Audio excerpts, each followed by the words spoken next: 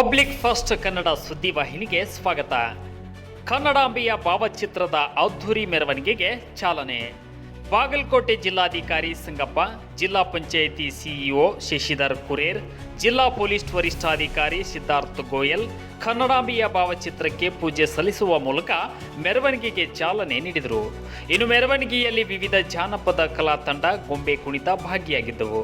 ವಿವಿಧ ಇಲಾಖೆಯ ಸ್ತಬ್ಧ ಚಿತ್ರಗಳ ಪ್ರದರ್ಶನ ಕೂಡ ಮಾಡಲಾಯಿತು. ಇನ್ನು ಮೆರವಣಿಗೆ ಜಿಲ್ಲಾಡಳಿತದಿಂದ ಪ್ರಾರಂಭವಾಗಿ ಜಿಲ್ಲಾ ಕ್ರೀಡಾಂಗಣಕ್ಕೆ ಮುಕ್ತಾಯಗೊಂಡಿತು.